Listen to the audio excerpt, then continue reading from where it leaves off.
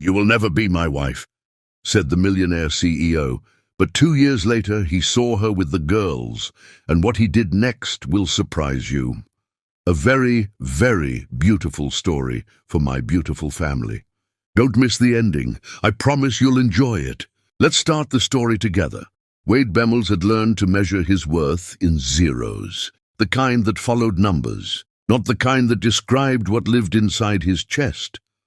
The penthouse sat like a monument to everything he'd conquered. Floor-to-ceiling windows framed the city below, thousands of lights twinkling like distant stars he'd never bothered to wish upon. The furniture was Italian, the art was original, the silence was absolute. Wade stood at those windows most nights, whiskey in hand, watching people move through their small lives far below, and felt nothing.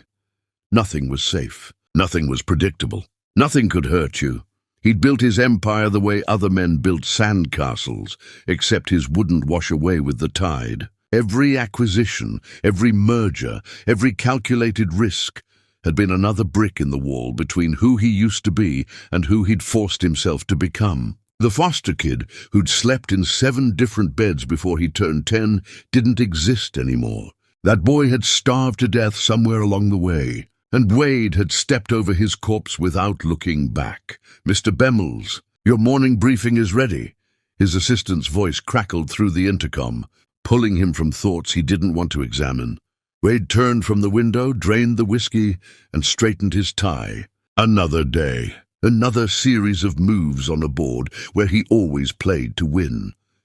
The boardroom was exactly what people expected.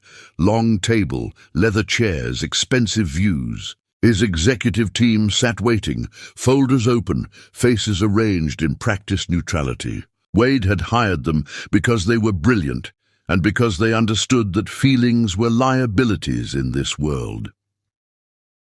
"The community initiative proposals are ready for review," Kelton Reeves said, sliding a file across the table. Kelton had been there from the beginning, back when the company was 3 people in a rented office. If Wade trusted anyone, it was him. "We've narrowed it down to 5 consulting firms." Wade barely glanced at the files. Community initiatives, public image, all the things rich people did to convince themselves their money meant something beyond the numbers. "Who's recommending which?" "I'd suggest the Barrett Group. Clean, efficient, minimal oversight needed. Set up the meetings. I'll sit in on the presentations." He shouldn't have. Looking back later, in the wreckage of everything that came after, Wade would remember that moment. The casual decision to attend meetings he could have delegated. The choice that put him in that room when she walked in. Donna Queen entered the conference room like weather, not announced, just suddenly present and impossible to ignore. She wore a simple dress, her hair natural and untamed, her face bare of the makeup most women used as armor in spaces like this. She carried a leather portfolio that had seen better days and walked with the kind of confidence that didn't need designer heels to make a point. Wade felt something shift in his chest, something he didn't have a name for. "Good afternoon." Her voice was warm molasses and Sunday mornings. "I'm Donna Queen, here representing the Foundations Collective. Thank you for the opportunity to present." The other firms had brought slideshow presentations filled with statistics and projections. Donna Queen opened her portfolio, pulled out a single sheet of paper, and slid it across the table to Wade. "That's a child's drawing," she said simply. "Her name is Imani. When I asked her what she wanted to be when she grew up, she said, alive, not a doctor, not an astronaut, just alive. Because where she lives, that's not guaranteed." Wade stared at the crayon drawing, a little girl holding hands with what might have been her mother, a house, a son, childish and heartbreaking in its simplicity. "Your current proposal," Donna continued, looking directly at him in a way that made his expensive suit feel like costume, "is charity theater. You want to write checks and cut ribbons and feel good about yourselves. But you don't actually want to change anything because change is uncomfortable. Change requires you to look at the Imanis of the world and admit that your success and her suffering are part of the same broken system." The room went silent. Kelton's eyes widened. The other executives shifted uncomfortably. Wade should have ended the meeting right there. Should have had security escort her out for insulting him in his own building. Instead, he leaned forward, fingers steepled, and asked, "What would you do differently?" Donna Queen smiled, but it wasn't friendly. It was challenging. "I'd stop treating poverty like a PR problem and start treating it like what it is, a failure of imagination and will. Your money matters less than your time, your attention, your willingness to actually see the people you claim you want to help. That's not a business model." "No," she agreed. "It's just human decency. I understand if that's not what you're looking for." She gathered her portfolio, stood, and headed for the door. Wade watched her go, that strange feeling in his chest spreading like warmth through frozen ground. "Miss Queen," she stopped, turned. "Leave your proposal. I'll review it personally." Something flickered across her face. Surprise, maybe, or suspicion. "Why?" "Because you're the first person in this building who's told me the truth in a very long time." She studied him for a moment, then nodded slowly. "The truth is all I've got, Mr. Bemmels. I can't afford anything else." After she left, Kelton leaned over. "You're not seriously considering her proposal." "Why not?" "Because she just called us all complicit in systemic poverty." "She did," Wade agreed, still staring at the drawing of little Imani, and she wasn't wrong. The next meeting, Wade scheduled himself. Just the two of them. His office, late afternoon when the building had emptied and the city lights were just beginning to glow. Donna arrived exactly on time. Professional, but guarded. She sat across from his desk like she was ready for a fight. "I read your proposal," Wade began. "It's aggressive, expensive, and it'll take far more involvement from my company than the others suggested." "Is that a problem?" "No," he paused. "It's refreshing." She blinked, clearly not expecting that. "So you want to move forward?" "I want to understand what you're really after." "Money's easy. Every consultant wants money. But you're asking for something else. Time, access, commitment. Why?" Donna set her portfolio down and met his eyes straight on. "Because I've watched rich people throw money at problems my whole life, Mr. Bemmels. They fund programs they never visit, schools they never set foot in, communities they drive past with their windows up. And when nothing changes, they shrug and say, 'Well, we tried,' like that means something. I'm not interested in making you feel better about inequality. I'm interested in actual change, and that requires more than your checkbook. You don't think much of people like me." "I don't know people like you," she corrected. "I know the version you show the world, the suits and the titles and the press releases. But I don't know who you actually are underneath all that. Maybe nobody does. Maybe not even you." The words should have felt like an attack. Instead, they felt like an excavation, like she was digging towards something he'd buried so deep he'd forgotten it existed. "What if I told you I came from nothing?" Wade heard himself say. "That I grew up in foster care, that I wore second-hand clothes and ate government cheese and got beat up for being the poor kid? I'd say that makes it worse." He flinched. "Excuse me? You know what it's like to be powerless, to be invisible, to be written off. And you still built an empire that does the same thing to other people. That's not triumph, Mr. Bemmels. That's tragedy."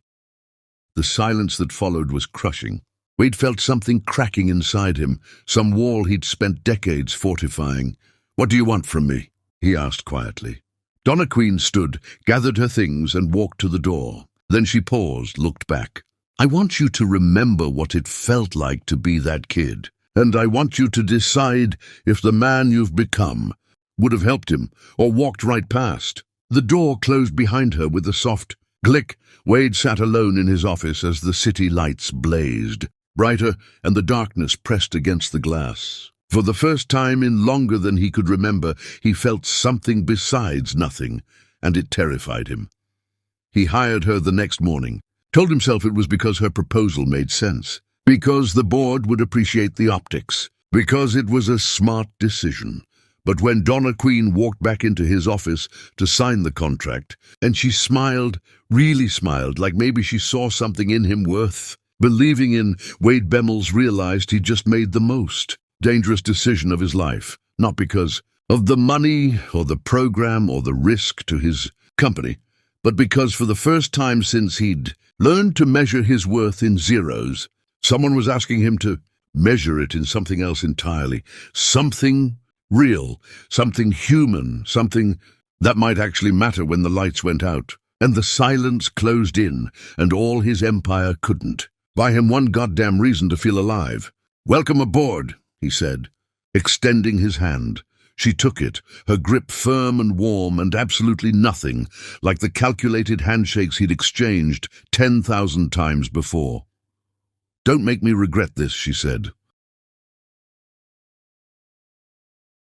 And standing there, her hand in his, Wade Bemmels understood with perfect clarity that it was already too late for both of them. Chapter 2. The Fall.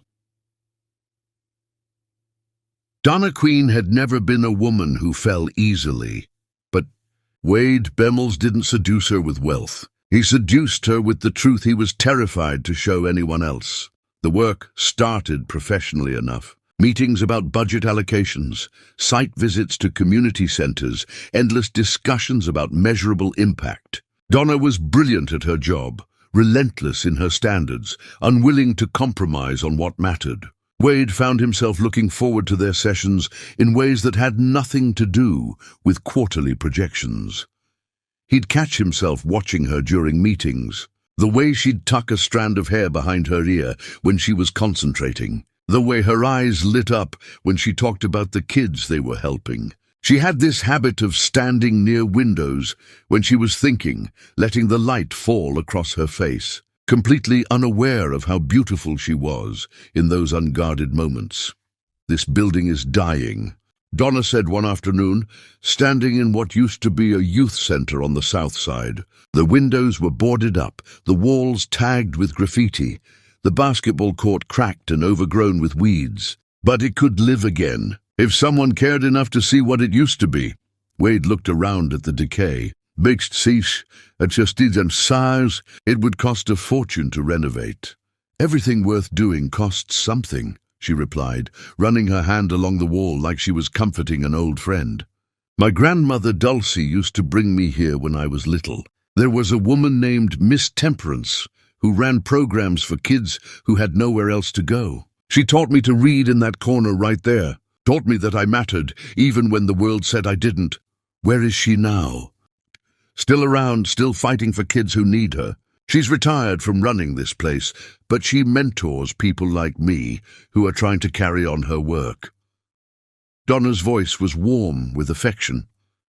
"She's the one who taught me that real change requires showing up, not just signing checks. Used to say, money's easy, but presence is expensive. I didn't understand what she meant until I got older." Wade watched her speak about this woman with such reverence, watched the way memories softened her edges. He wanted to fix the building, to throw money at the problem until it disappeared, but he was learning that wasn't what she needed. "Tell me about her," he said instead. "About all of them. The people who made you who you are." So Donna did. They sat on the broken steps of that dying building as the afternoon light faded, and she told him stories about Miss Temperance, about her grandmother Dulcie, who raised her and her brother Emmett when their mother couldn't, about growing up in a neighborhood where love was abundant and hope was rationed. She told him about the neighbor who taught her to braid hair, about the librarian who let her check out more books than allowed, about the coach who saw potential in a skinny girl nobody else noticed. "What about your mother?" Wade asked quietly. Donna's expression shifted, something painful crossing her face. "My mother loved her addictions more than she loved her children. That's not judgment, it's just fact. Dulcie tried to help her, tried everything, but you can't save someone who doesn't want saving. Last I heard, she was somewhere in Florida. I stopped trying to find her when I realized she didn't want to be found. I'm sorry. Don't be. I had Dulcie. I had Emmett. I had Miss Temperance and this place and 100 other people who showed me what real family looks like. Not blood, choice. That's what family is. People who choose you every single day." She looked at him. "What about you? You said foster care, but you never talk about it." Wade stared at the cracked basketball court, the weeds pushing through concrete like stubborn hope. There's not much to say. My mother worked herself to death trying to keep us fed. 3 jobs. I remember her hands, always cracked, always tired. She'd come home and make me dinner even when she was so exhausted she could barely stand. Then one day she just didn't wake up. Her heart gave out. She was 38. Wade. I was in the system before I even understood what that meant. 7 homes. Some were fine, some weren't. I learned to keep my head down, work hard, trust nobody. Learned that vulnerability was weakness, and weakness got you hurt. That's a lonely way to live. It's a safe way to live. Safe and lonely are the same thing. Wade! He looked at her then, really looked at her, and felt something shift in his chest. She was watching him with those eyes that saw through every wall he'd built, and instead of feeling exposed, he felt seen. Actually seen. For the first time since his mother died. I don't know how to do this, he admitted. Do what? Be real, be open. I've spent so long being the person everyone expects that I don't remember who I actually am underneath. Donna reached over and took his hand. Her fingers were warm, strong, certain. Then maybe it's time to find out. They started spending time together outside of work. Wade told himself it was still professional, that they were building rapport, that understanding each other made the partnership stronger. But when Donna invited him to Sunday dinner at her grandmother's house, he knew he was lying to himself. He bought flowers, stood outside the car for 5 minutes, nervous in a way he hadn't been since he was a teenager. This mattered. She mattered. And walking through that door meant admitting he wanted more than professional respect from her. Dulcie's home was everything Wade's penthouse wasn't. Small, crowded, alive. The furniture was mismatched but comfortable. The walls covered in family photos, spanning generations. The air thick with the smell of cooking and the sound of laughter. Donna's brother Emmett opened the door, looked Wade up and down with exaggerated suspicion, and grinned. So you're the rich man my sister's been complaining about, Emmett. Be nice, Donna warned, appearing behind him with an apron on and flower in her hair. I am being nice. I said rich man instead of what I was thinking. Wade found himself laughing, actually laughing, for the first time in longer than he could remember. He handed Emmett the flowers. For your grandmother. Smart man, Emmett said, approval creeping into his voice. Come on in before Dulcie starts asking if we're air conditioning the whole neighborhood. Dulcie emerged from the kitchen, a small woman with steel in her spine and gentleness in her eyes. She studied Wade for a long moment, not his suit or his shoes, or the expensive watch he suddenly wished he'd left at home, but his face, like she was reading his soul. Then she nodded. You hungry, baby? Oh, yes, ma'am. Good, I don't trust people who don't eat. Sit yourself down. Donna, get this man some sweet tea before he dies of thirst. Dinner was chaos and perfection. The table was crowded with food. Fried chicken, collard greens, cornbread, macaroni and cheese that made Wade want to weep. Emmett told stories that made Donna groan and laugh in equal measure. Dulcie asked Wade questions that seemed innocent, but cut straight to the truth, not about his money or his company, but about his character. What made him angry? What made him laugh? What he did when nobody was watching.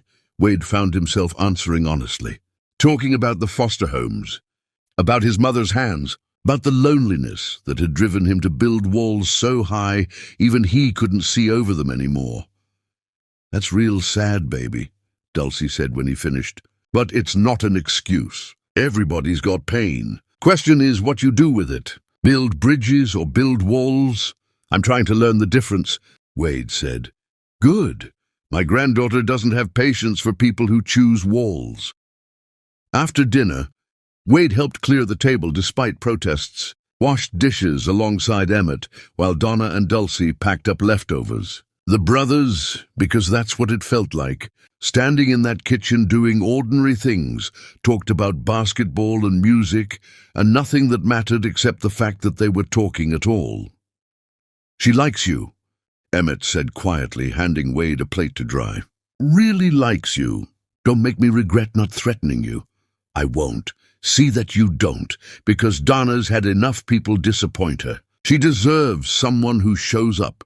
"This is my family," Donna said later, walking Wade to his car under a sky full of stars. "Not perfect, but real. And if you're going to be in my life, you need to understand what that means." "What does it mean?" "It means we show up. We tell the truth. We don't run when things get hard. Can you do that?" Wade looked back at the little house with its warm lights and loud laughter, then at Donna standing in front of him, with hope and fear warring in her eyes. He thought about his penthouse, cold and pristine and utterly empty. Thought about the life he'd built that looked successful from the outside and felt hollow on the inside. "I want to try," he said.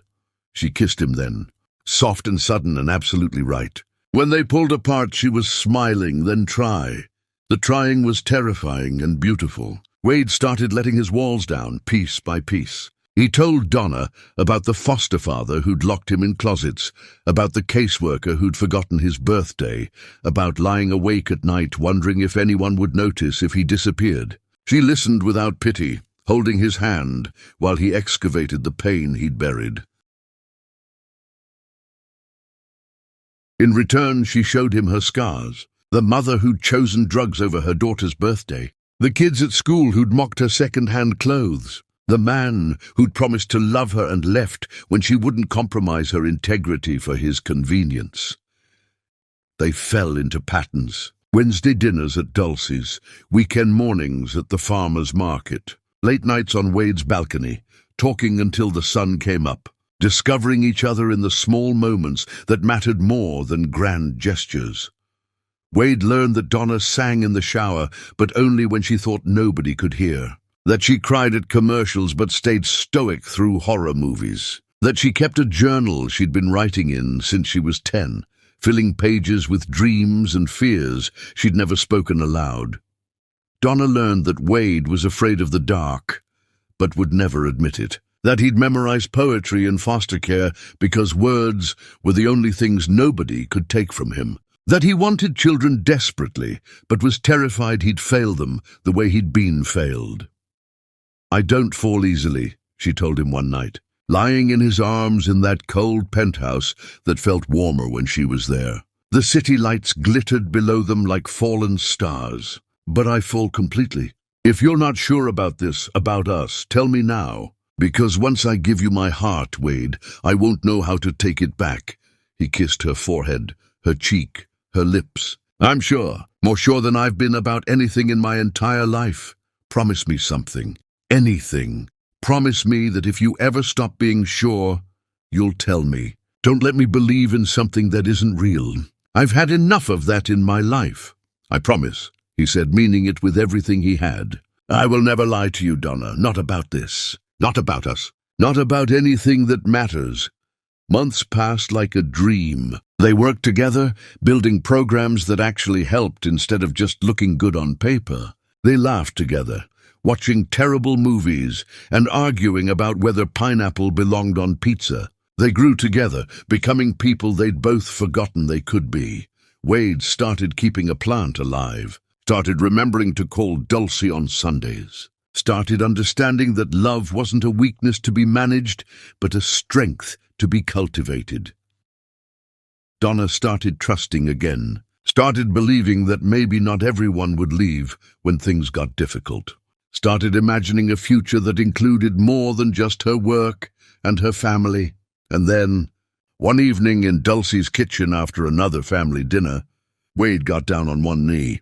"I know I'm not good at this," he said, voice shaking, a ring box trembling in his hand. Emmett was watching from the doorway, Dulcie from the stove, both of them silent for once. "I know I'm still learning how to be real, how to be vulnerable, how to be someone worthy of you. But you make me want to try. Every single day you make me want to be better, not for success or money or any of the things I used to think mattered.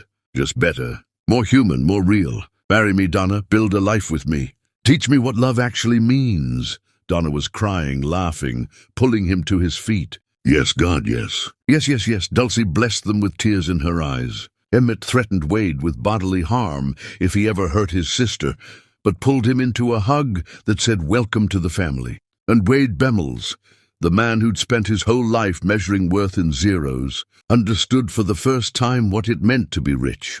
They married quickly, quietly, in Dulcie's backyard, on a warm evening with fireflies dancing and every person who actually mattered bearing witness. Donna wore a simple dress that made her look like something out of a dream. Wade couldn't stop crying during his vows, couldn't stop smiling, couldn't stop feeling like he'd finally found home.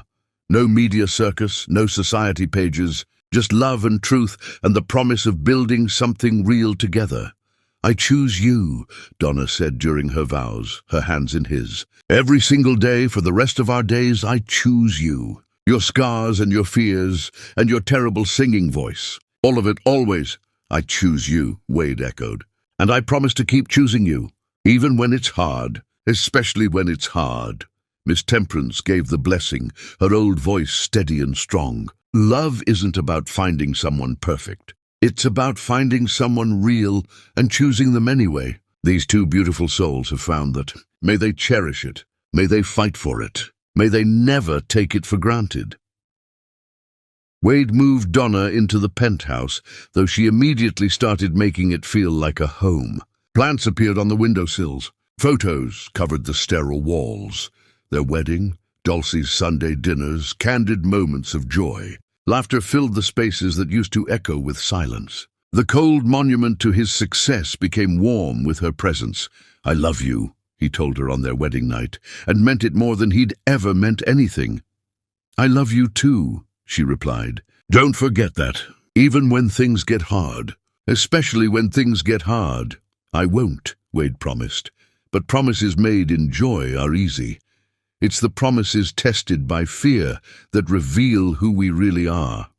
And Wade Bemmels, for all his growth and change and desperate trying, was still the scared foster kid underneath, still measuring love as a liability, still waiting for the moment it would all be taken away. He just didn't know that moment was coming, or that when it did, he'd be the one doing the taking. Chapter 3, The Silence That Screamed Donna. Queen didn't cry when Wade Bemmels destroyed her. She simply looked at him with an expression that said, "I knew you'd break," and walked out of his life like smoke through fingers. The leak hit the financial news before Wade even got to his office. Confidential merger documents, strategic acquisitions, proprietary market analysis, all of it splashed across headlines with the kind of detail that could only come from inside access. The board called an emergency meeting. Investors were panicking. Millions were evaporating by the hour. Wade stood in the war room, watching his empire bleed, and felt the old instincts rising. Trust nobody. Protect yourself. Find the threat and cut it out before it kills you. Kelton entered with a tablet, his face grim.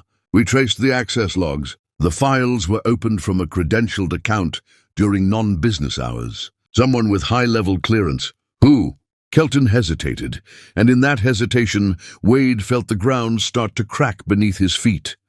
"The access codes trace back to Donna's login credentials." The room tilted. "That's impossible. I know you don't want to believe it, but look at the timestamps. Late nights. The files accessed had nothing to do with her projects. She had no reason to be in these systems." Wade stared at the data. The timestamps, the access logs, the damning digital trail that pointed directly to his wife. "There has to be an explanation." "I hope there is," Kelton said quietly. "But right now, the board wants answers, and they want whoever did this gone." The other executives filed in, their faces ranging from angry to sympathetic. The CFO spoke first. "We need to act decisively. If this was an employee breach, we terminate immediately and prosecute. We can't afford to look weak." "She's my wife," Wade said, but his voice sounded hollow. "Which makes it worse," someone else said. "The optics alone could destroy us. You need to distance yourself from this situation immediately." The meeting dragged on, each minute pulling Wade deeper into a pit he didn't know how to climb out of. The evidence was circumstantial but damning. The pressure was immense. And the voice in his head, the one that had kept him alive through foster care and poverty and every betrayal life had thrown at him, was screaming that he should have known better. than to trust anyone, especially someone who'd gotten so close. What if she'd played him from the beginning? "Bring her in," Wade heard himself say. "I need to hear it from her." Donna arrived within the hour, concern written across her face. She'd been at a school site when his assistant called, asking her to come immediately. She walked into his office, their office where they'd celebrated victories and planned their future, and Wade couldn't meet her eyes. "What's wrong?" she asked. "Your assistant wouldn't tell me anything." Wade stood behind his desk, the physical barrier suddenly necessary. "There's been a security breach. Confidential files leaked to the press. The access traces back to your credentials." He watched her face change. Confusion, then understanding, then something that looked like heartbreak. "You think I did this?" "I don't know what to think. The evidence is wrong," she said firmly. "Wade, I've never accessed anything outside my project files. I wouldn't even know where to find the kind of documents you're talking about. Then how did someone use your credentials?" I don't know. Maybe someone stole them. Maybe the system was hacked. Maybe—" She stopped, studying his face. "You've already decided, haven't you?" "I haven't decided anything. You called me to your office." "Not our home. Your office. You're standing behind your desk like I'm a threat. You can't even look at me." Her voice was steady, but he could hear the pain underneath. "I'm your wife, Wade, your wife, and you're looking at me like I'm the enemy. This isn't about us. This is about my company. Everything is about us," she said, and now there was fire in her voice. "We made vows. We promised to trust each other, to believe in each other, to be partners. And the first time something tests that, you default back to the person you were before. The person who trusts nobody." Wade's hands gripped the edge of his desk. "You have access. The timeline fits. The board wants answers." "And what do you want, Wade?" Donna stepped closer, and he instinctively stepped back. She noticed. He saw her notice. "Do you want the truth, or do you want an excuse to run before this gets any more real? Before our life together becomes something you can't control?" "That's not fair. None of this is fair." Her voice cracked. "I gave you everything. I married you. I trusted you with my whole heart. And the first time something tests that trust, you hide behind your desk and look at me like I'm the enemy. The evidence. Damn the evidence. I'm standing right here, looking you in the eye, telling you I didn't do this. Your wife is telling you the truth. Does that matter? Do I matter? Or is your empire more important than our marriage?" The silence that followed was suffocating. Wade wanted to believe her. God, he wanted to believe her. But the data was there, the pressure was mounting. And that voice in his head kept asking, what if she's lying? What if you're the fool? What if you're about to lose everything because you were stupid enough to fall in love?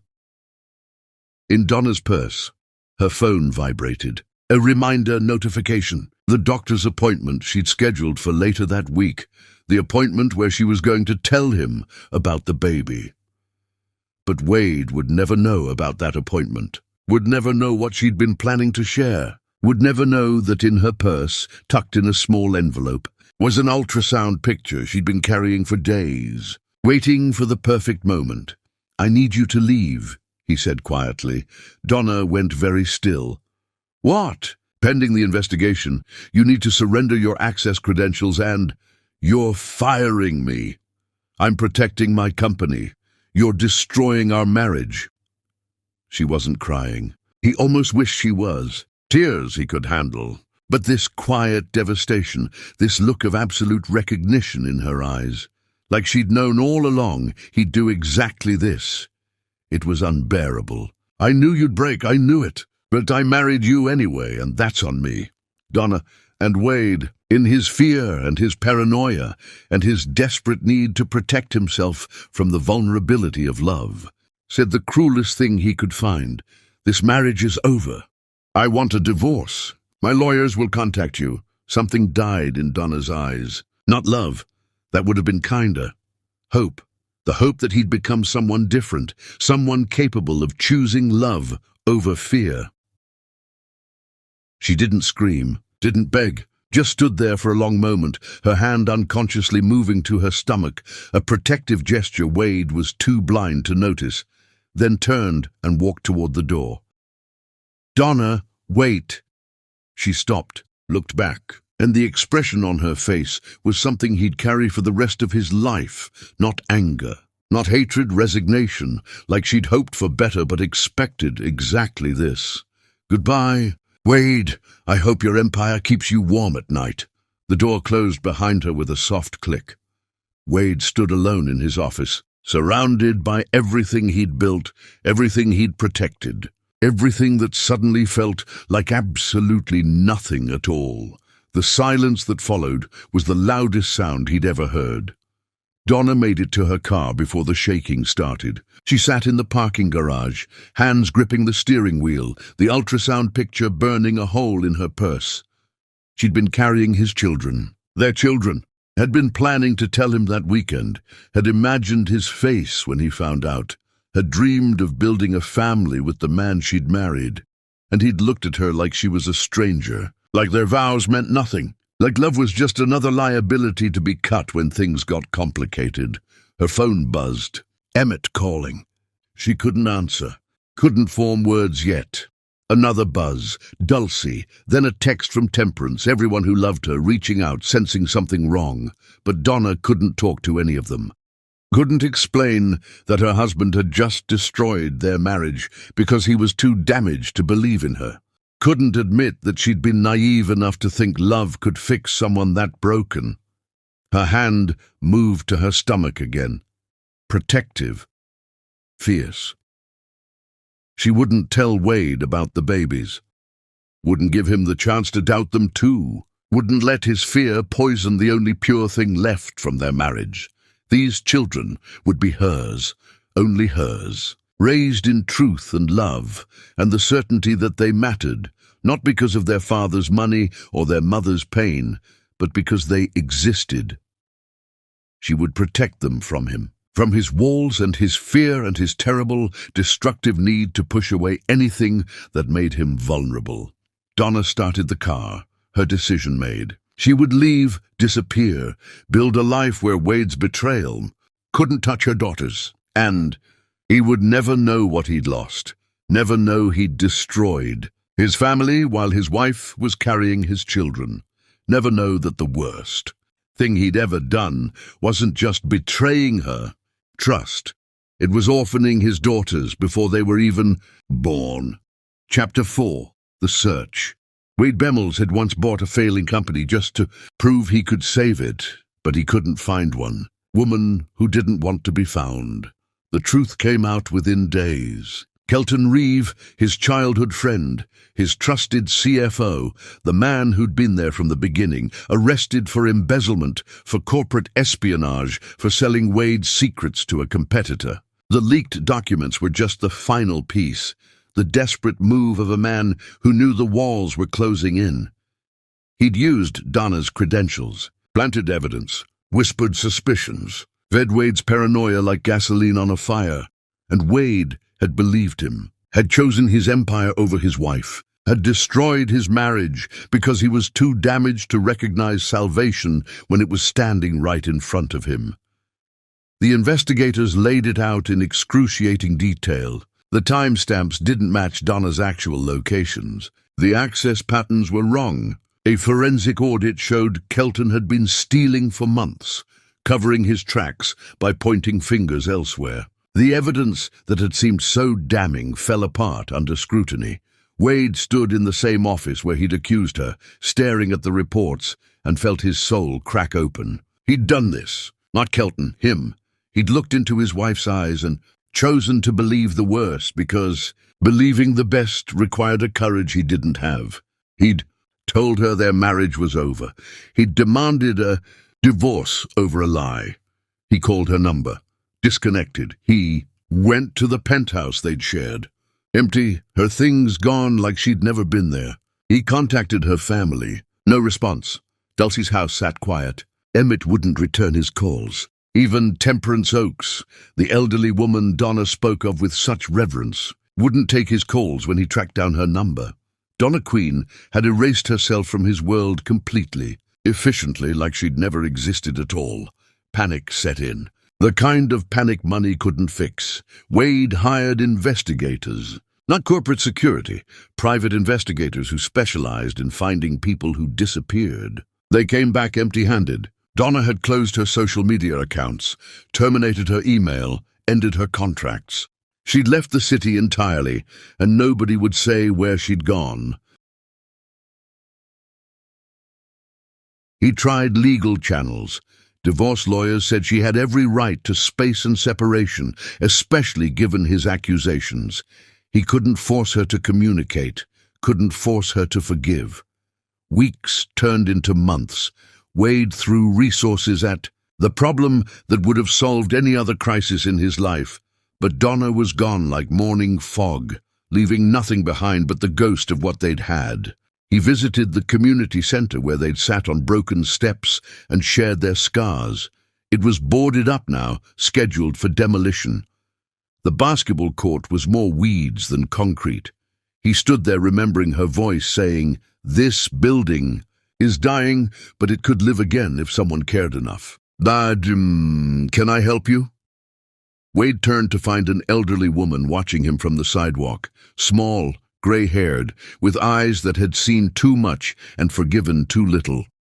Temperance Oaks. "Please," he said, and his voice broke. "Please tell me where she is. I need to apologize. I need her to know I was wrong." Temperance's expression was hard. "She came by here one last time, before she left. Said she needed to heal somewhere you'd never think to look. Somewhere she could rebuild herself without ghosts." "Whoa, did she say where?" "No, and I wouldn't tell you if she had." Temperance stepped closer. "What did you do to that girl, Mr. Bemmels?" "I didn't believe her when she needed me to. I chose my fear over our marriage. I said things that can't be unsaid. Then maybe you shouldn't be looking for her," Temperance said, her voice gentle but firm. "Maybe the kindest thing you can do is let her heal in peace. She gave you her whole heart, and you crushed it. She doesn't owe you forgiveness." "I know," Wade whispered, "but I love her." "Then prove it by letting her go, by becoming someone worthy of the love she gave you, even if she never sees it. Do the work, Mr. Bemmels, not to win her back, but because it's right." Temperance walked away, leaving Wade alone, in front of a dying building that had once meant hope. The divorce papers arrived 3 months later, filed from a lawyer in a city he'd never been to, on behalf of a woman who wouldn't include a return address. Clean, final, asking for nothing except her freedom. Wade signed them with shaking hands. This was what he deserved. This was the consequence of his fear. He tried one more time to find her, hired better investigators, offered money for information, chased every lead that went nowhere. One investigator came back with a single piece of information. She left the state, changed her phone number, requested that anyone who knew her location keep it confidential. "She doesn't want to be found, Mr. Bemmels, especially not by you." "Did you find out anything else?" The investigator hesitated. "No, sir. Just that she's rebuilding her life somewhere else. And from what I could gather, she's doing well." Wade wanted to know more, wanted to know if she was happy, if she'd found peace, if she'd forgiven him, even if she couldn't tell him. But he'd lost the right to know those things the moment he'd chosen his empire over his wife. 2 years passed, 2 years of searching, of regretting, of waking up at night with her voice in his head saying, "I knew you'd break." He never stopped looking. He never stopped failing to find her. Until one ordinary autumn afternoon, in a park in a city he was visiting, Wade Bemmels saw her again, and she wasn't alone. Chapter 5. The Girls. She was laughing, actually laughing, and the sound hit Wade like a bullet he never saw coming. The park was nothing special. Trees shedding leaves, paths winding between playground equipment, families scattered across the grass, enjoying the mild weather. Wade had cut through it on his way back to his hotel, needing air and space after another pointless meeting in another forgettable city. His life had become a series of these moments, airports and hotels and conference rooms all bleeding together, into a grey existence where nothing felt real anymore. Then he heard the laughter, rich and genuine and achingly familiar. His head turned before his brain processed why, and there she was. Donna Queen. Older, somehow both softer and stronger. Her hair was natural and wild, catching the afternoon light in ways that made his chest ache with memory. She wore jeans and a sweater, comfortable and unpretentious, exactly the woman he remembered. But everything else was different.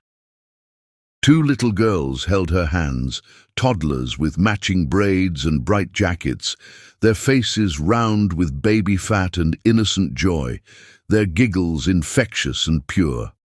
They were pulling at Donna, begging her to spin them, and she obliged with theatrical flair, lifting them one at a time while they shrieked with delight. Wade's heart stopped. The girls had her eyes, her smile, her nose.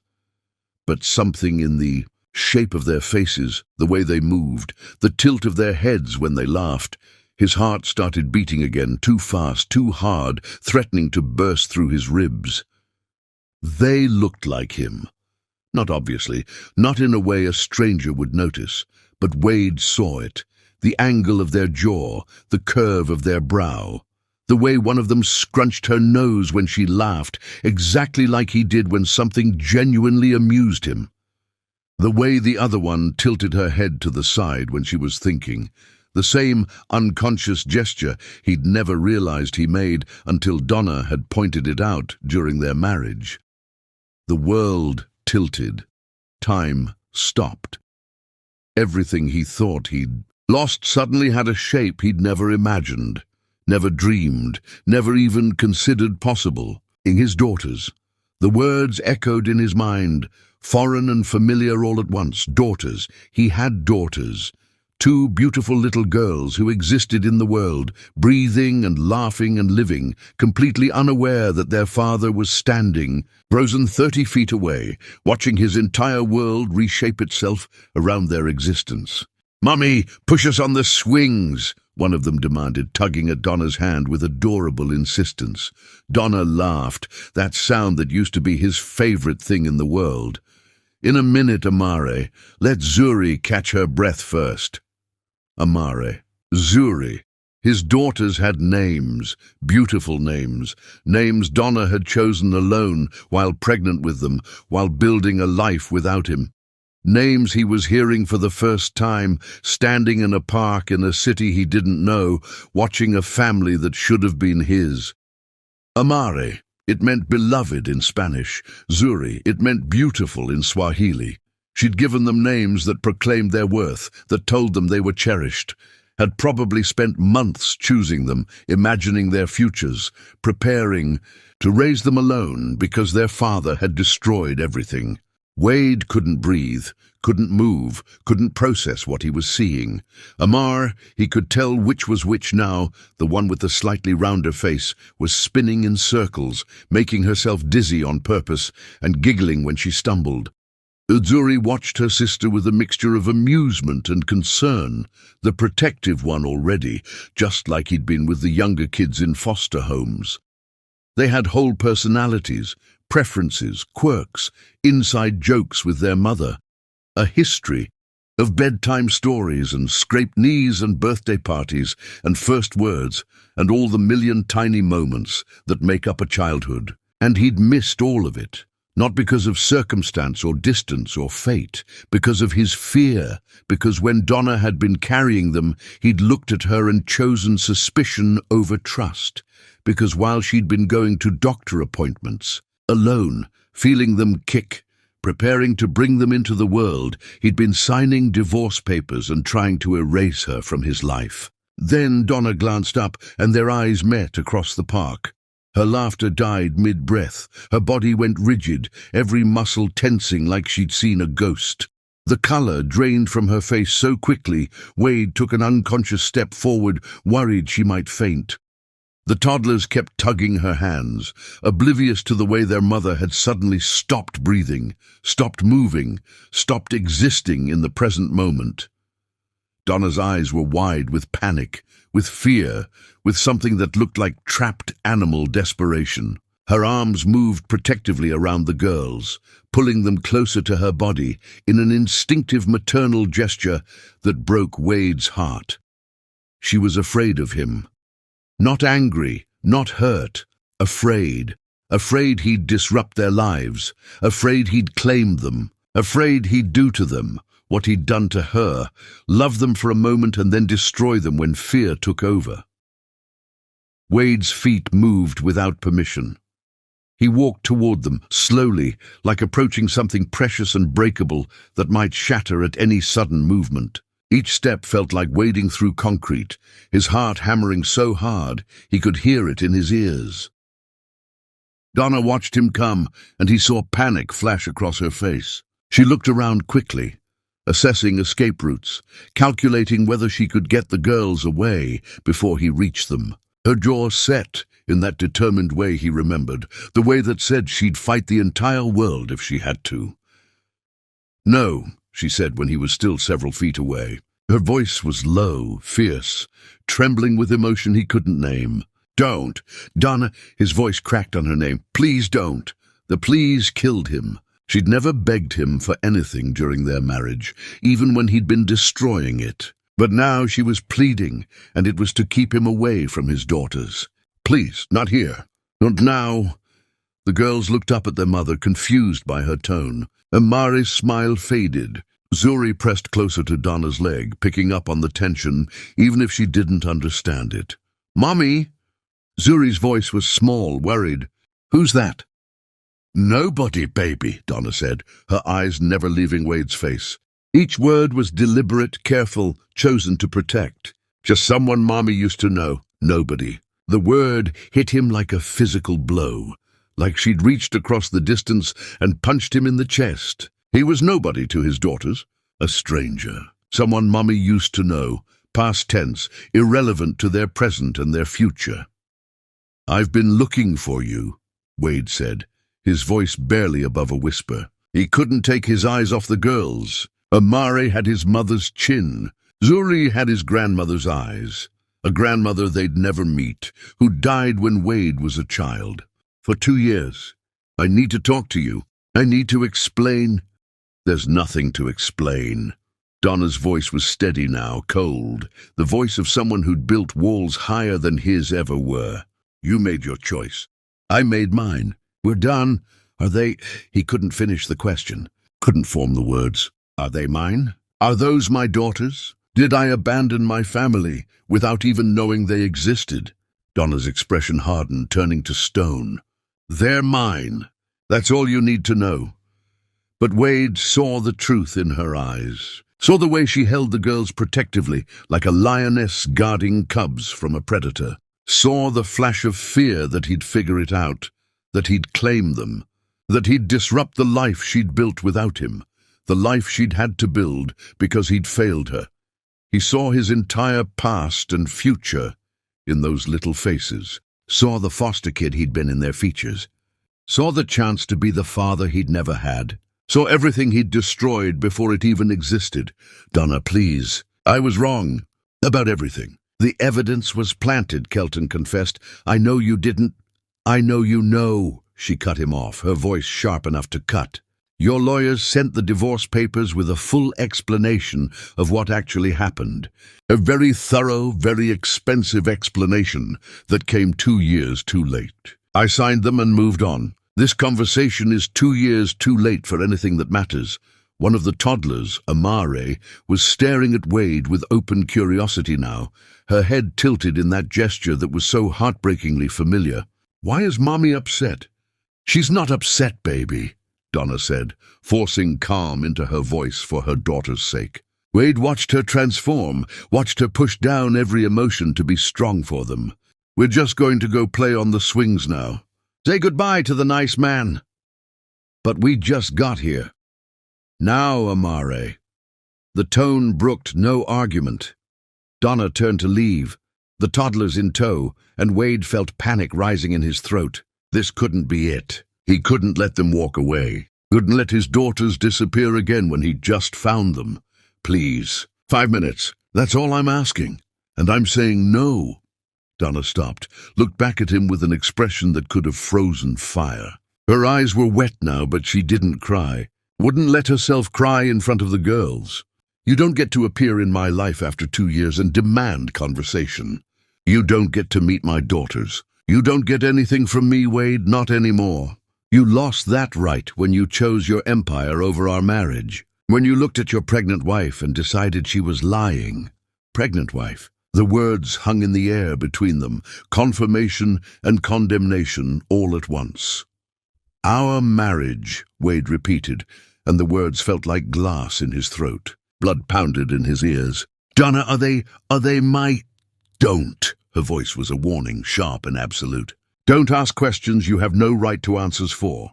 These are my daughters, my family, and you're not part of it. You gave up that right the day you told me our marriage was over. She walked away without looking back. The toddlers followed, glancing over their shoulders at Wade with curious, innocent eyes that didn't know they were looking at their father. Amari waved, a small gesture of childlike friendliness to a stranger. Wade stood frozen in the middle of the park, watching his wife, his ex-wife, push their daughters on the swings. Watching Amari's braids fly as she pumped her legs. Watching Zuri laugh when Donna pushed her higher. Watching them laugh and play and exist in a world where he was nobody, just someone Mommy used to know. He stayed until they left, memorizing their faces, their voices, the way they moved. The way Amari's nose scrunched when she laughed. The way Zuri held Donna's hand with both of hers. The way they both looked back one more time before getting into Donna's car, their faces pressed against the window as they drove away. His daughters. The family he'd destroyed before he even knew it existed. That night, alone in his hotel room, Wade Bemmels sat on the edge of the bed and understood the true cost of his fear. He hadn't just lost Donna, the woman he'd loved. He'd lost Amari and Zuri, the daughters he'd never known. The family he'd obliterated with his paranoia. He'd orphaned his children before they were even born. And no amount of money, no amount of power, no amount of success could ever undo that. He cried until he couldn't breathe, until his chest ached, until the hotel room's pristine silence was filled with the sound of a broken man finally understanding what he'd destroyed. Everything. He'd destroyed everything. Chapter 6. The attempts. Wade Bemmels had negotiated billion-dollar deals with ruthless precision, but he couldn't negotiate his way back into the life of a woman who owed him nothing. The first attempt had failed before it even began. Please don't, echoed in Wade's head for days after that encounter in the park. But he couldn't leave it there.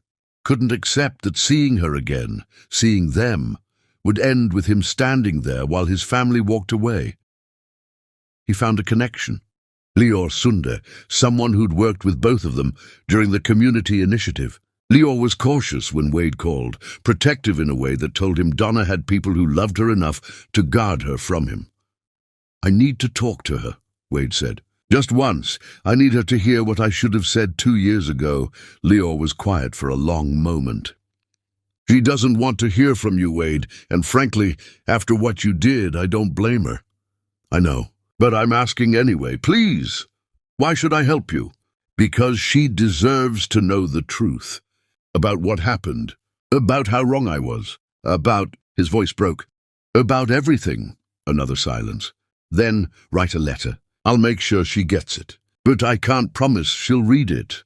Wade wrote the letter over several days, tore up countless drafts, tried to find words adequate for the magnitude of his failure, and came up short every time. Finally, he wrote from the raw, broken place inside him that had no pride left to protect.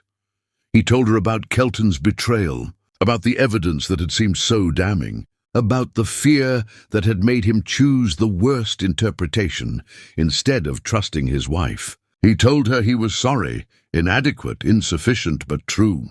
He told her she'd been right about everything, especially about him being too scared and broken to recognize love when it was saving him.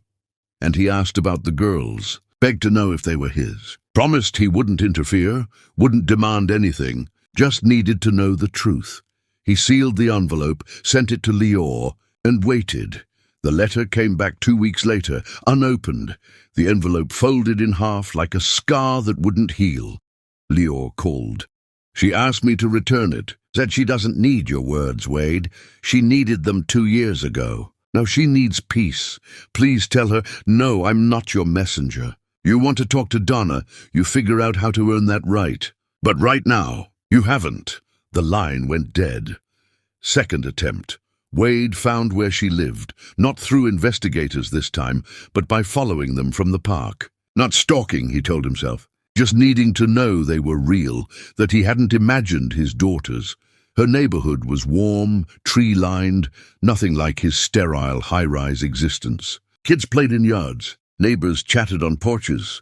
It was the kind of place where people knew each other's names, where community meant something beyond networking opportunities. Donna lived in a modest house with a garden in front, toys scattered on the lawn, a life visibly lived and loved. Wade stood across the street for hours, watching lights turn on and off, hearing distant laughter, imagining his daughters inside being tucked into bed by the mother he'd failed. He finally walked to the door as dusk fell, raised his hand to knock. The door opened before his knuckles touched wood. Emmett stood there, taller than Wade remembered, with Donna's eyes and none of her gentleness. I wondered how long you'd stand out there. I need to talk to her. No, you don't. You need to make yourself feel better. That's different. Please. I just want to know. Wade struggled with the words. The girls. Are they mine? Emmett's expression didn't change. They're Donna's. That's all you need to know. But she was pregnant when you destroyed your marriage, Emmett said, his voice flat and cold. Did you know that? She had an ultrasound picture in her purse the day you told her you wanted a divorce. Was planning to tell you that weekend. Instead, you called her a liar and threw away your family. Wade felt his knees go weak. She was, oh God. Yeah, oh God. So while you were protecting your empire, she was carrying your daughters alone. While you were playing victim, she was building a life for children you didn't even know existed. And now you want to what? Apologize? Ask for forgiveness? Play father to girls you abandoned before they were even born? I didn't know. You didn't care enough to believe in her when it mattered. That's worse. Emmett stepped onto the porch. She doesn't need your apologies, Wade. She needed them 2 years ago when you broke her. Now she needs her daughters to grow up without the shadow of someone who taught her that love equals betrayal. I just want them to know, what? That their father didn't trust their mother? That he chose money over family? That he's spent 2 years feeling sorry for himself while they've been thriving without him? Emmett shook his head. Go home, Wade. Build your empire. Live your life. But leave my sister and her daughters alone. They're happy. Don't ruin that because you can't live with yourself. The door closed. Wade stood on that porch in that warm neighborhood, staring at the house where his daughters slept, and felt the full weight of what he'd lost. Third attempt. Months passed. Then Wade saw a posting about a community education forum where Donna was speaking. He showed up, sat in the back, watched her command the room with grace and intelligence. After he approached, as she gathered her materials. Donna. She turned, saw him and smiled, polite, distant. The smile you give a stranger you're obligated to be courteous to. Wade. Hello. Her voice was pleasant, empty, like he was a former colleague she barely remembered. You were amazing up there. Your work with the foundation. Thank you, she said, still smiling that terrible empty smile. How have you been? How had he been? Destroyed, broken, mourning children he'd never known. Good. Busy. You? Very well. Wonderful, actually. She glanced over his shoulder, clearly looking for an exit. Excuse me, I should... Wait, please, just for a minute. Wade lowered his voice. I know about the girls. About how you were pregnant when we... Donna's smile didn't waver, but something cold flashed in her eyes. I don't know what you're talking about. Amare and Zuri. They're mine, aren't they? Oh, daughters. They're my daughters, she corrected, her voice still pleasant but with steel underneath. And this is neither the time nor the place for this conversation. Then when? Where? Tell me when you'll talk to me and I'll be there. Never would be good. She set down her materials. I have to go. It was nice seeing you, Wade. She walked away, and he watched her rejoin colleagues, engaging warmly with everyone else while treating him like a ghost. Wade left, unable to stand watching her thrive in a world where he didn't exist. Fourth attempt. Wade learned Donna ran a non-profit now, the Temperance Foundation, named after the woman who'd mentored her. He showed up at the office one afternoon, unannounced. The receptionist recognized him. Do you have an appointment? No, but I'll wait. He sat in the lobby for hours. Staff came and went, shooting him curious glances. Afternoon faded to dusk. Wade didn't move.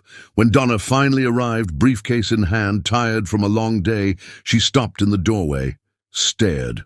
It's fine, Marielle, she told her assistant. I'll handle this. She walked over slowly. Wade stood. You can't keep doing this, she said quietly. You can't keep appearing in my life. I know. I'm sorry, but I need you to understand. What do you need, Wade? She looked exhausted. What are you hoping to accomplish? I want to be part of their lives. Mari and Zuri, they're my daughters. They're children who don't know you exist, and they don't need to. I'm their father. You're a sperm donor. Donna cut him off, and the words were brutal in their honesty. Being a father requires showing up, believing in the mother, choosing family over fear. You did none of those things. I didn't know, because you didn't trust me enough to let me tell you. Her voice rose, then dropped, conscious of her staff. I was going to tell you that weekend. Had the ultrasound picture ready, had imagined your face when you found out. And instead you looked at me like I was your enemy and told me our marriage was over. I was wrong. I know I was wrong. Let me make it right.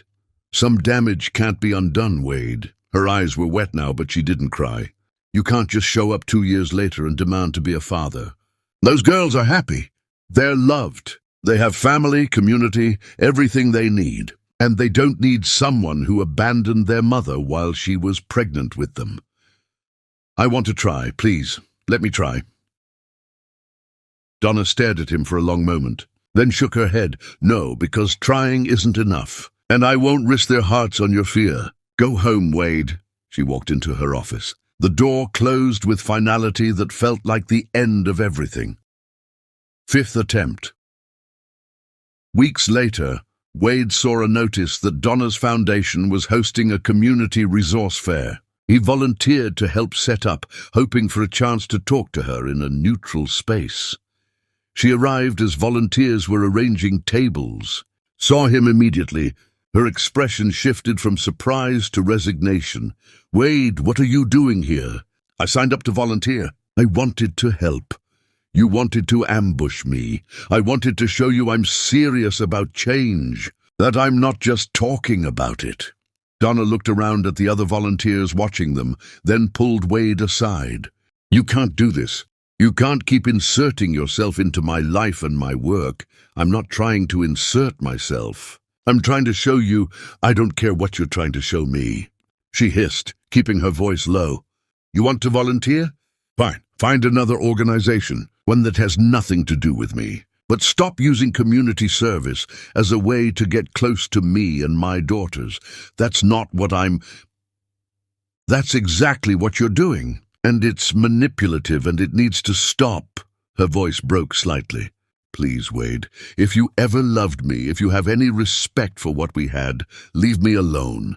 Let me raise my daughters in peace. Let me do my work, without constantly looking over my shoulder, wondering when you'll appear next. Wade saw the exhaustion in her face. The plea wasn't angry, it was tired, beaten down by his persistence. I'm sorry, he said quietly. I'll go. Thank you. He left the fair, got in his car, and finally understood what everyone had been trying to tell him. He wasn't helping. He was hurting.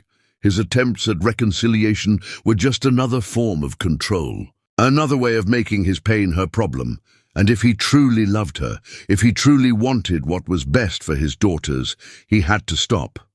Completely. Chapter 7. The Breaking.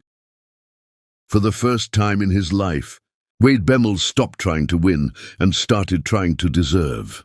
That night, Wade sat in his car outside his apartment building and finally broke, completely, irrevocably. The steering wheel was cold under his hands. The city lights blurred through tears he didn't try to hide. Somewhere in this city, his daughters were being tucked into bed by the mother he'd failed. Somewhere, Amari and Zuri were hearing bedtime stories, getting goodnight kisses, feeling safe and loved in a world he wasn't part of. And it was his fault.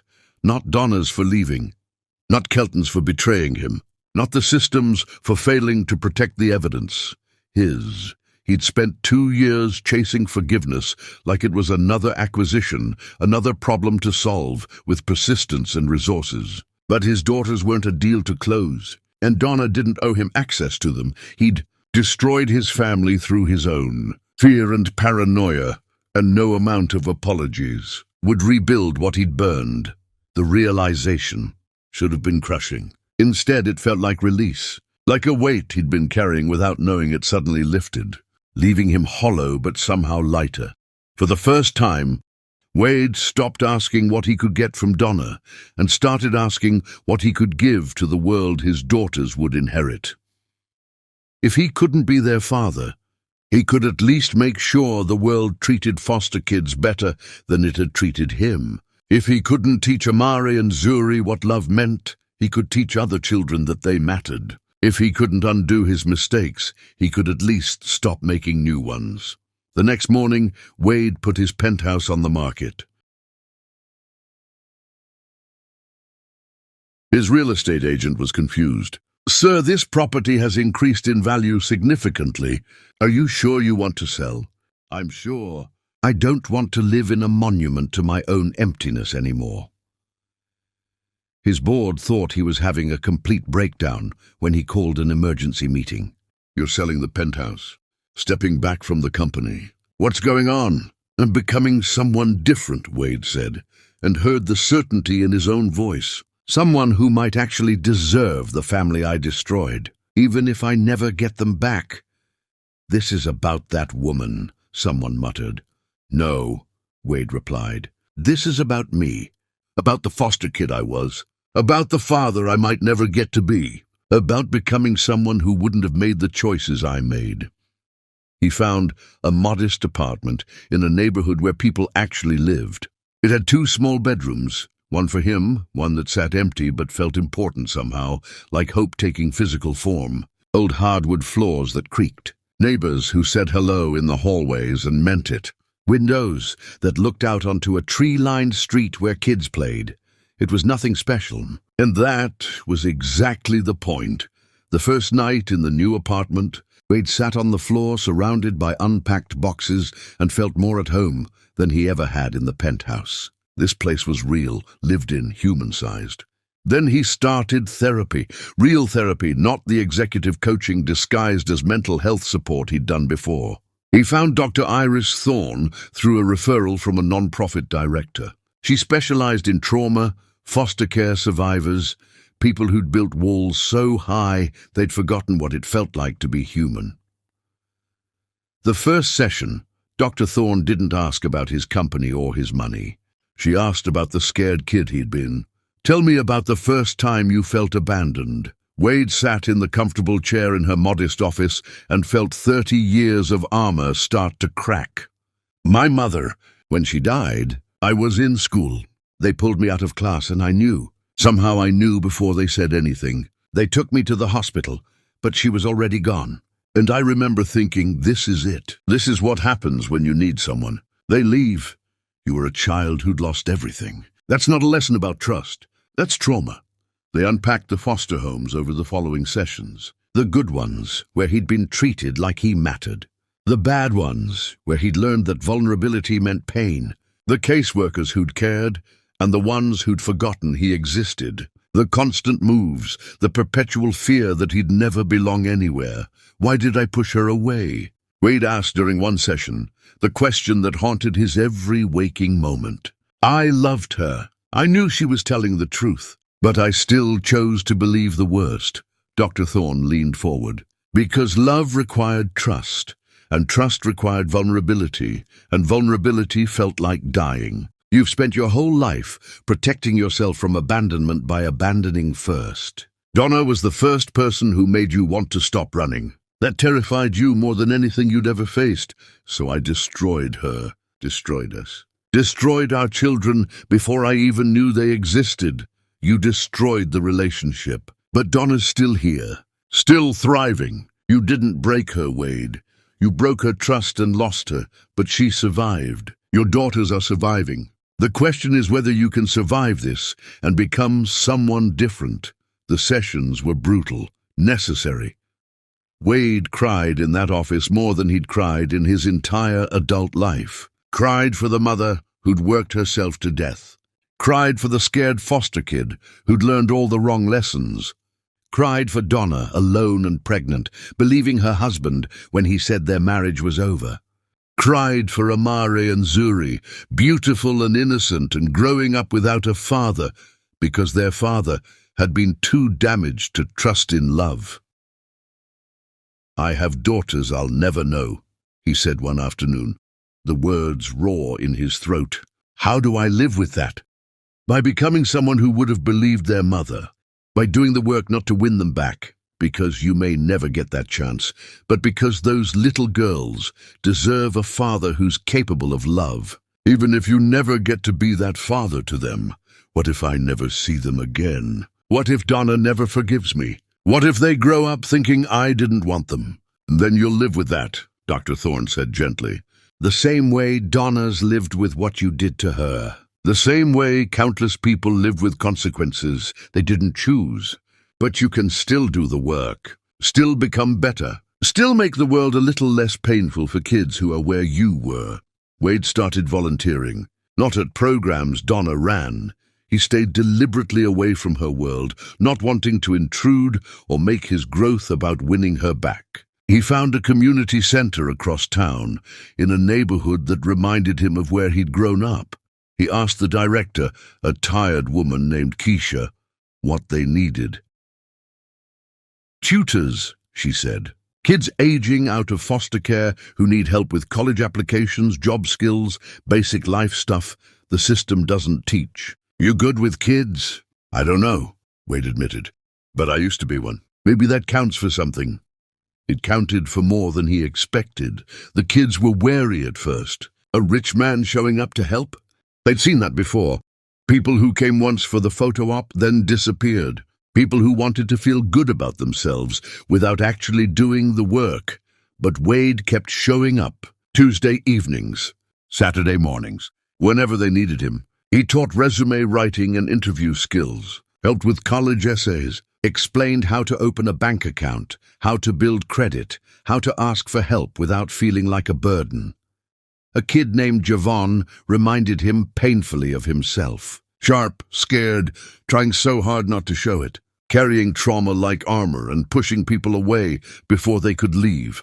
Why do you do this? Javon asked one evening, suspicious and curious in equal measure. Because someone should have been here for me when I was your age, Wade answered honestly. And since they weren't, maybe I can be here for you. That's corny. It is, Wade agreed. But it's also true. I was in 7 foster homes before I aged out. Nobody taught me how to survive in the real world. I had to figure it out alone, and I made a lot of mistakes. You don't have to make those same mistakes. Javon studied him. You really get it. Most people just feel sorry for us. I don't feel sorry for you. I'm angry on your behalf. There's a difference.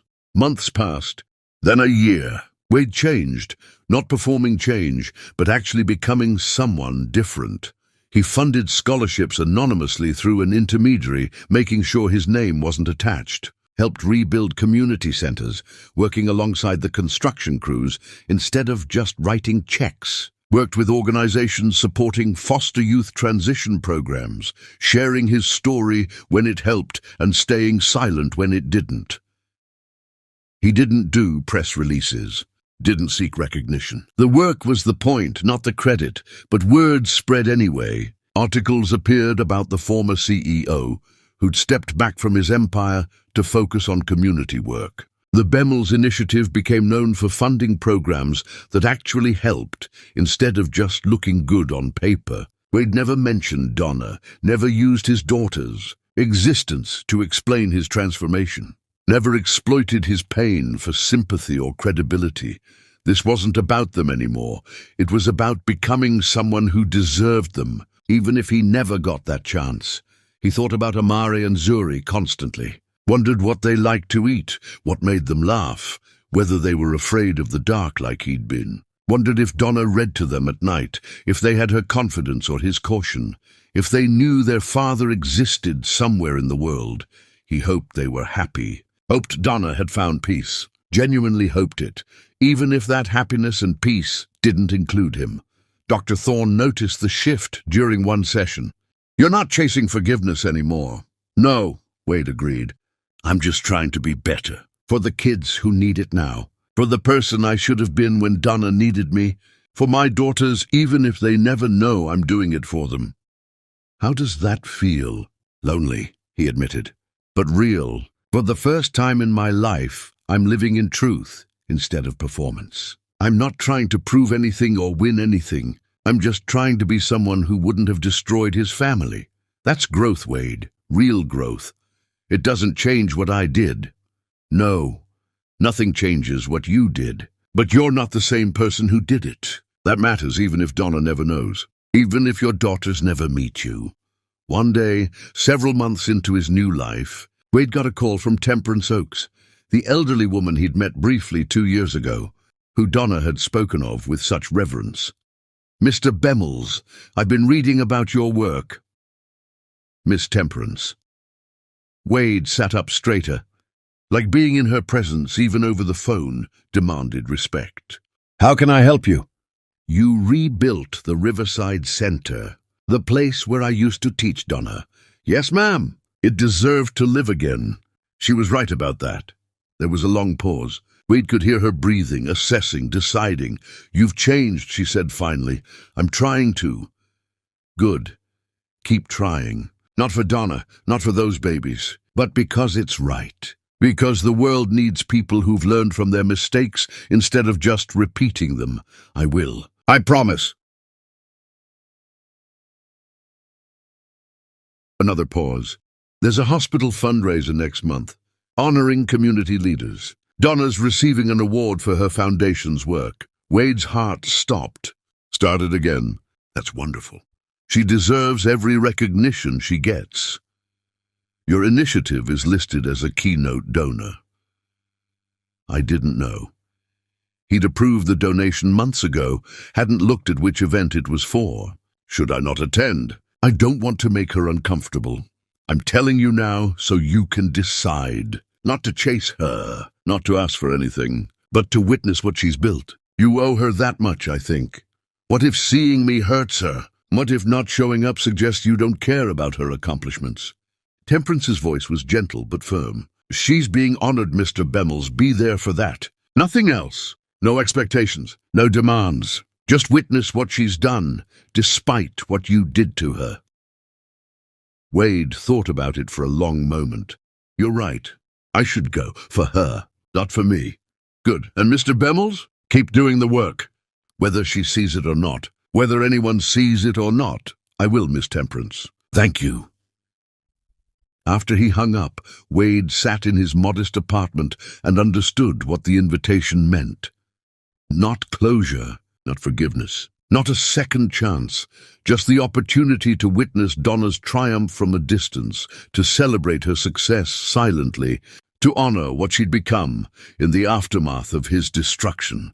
It was more than he deserved, and he would do it with grace, with respect, with the humility of a man who'd finally learned that love wasn't about what you could take. It was about what you could give, even when you'd never receive anything in return. Chapter 8. The Shift.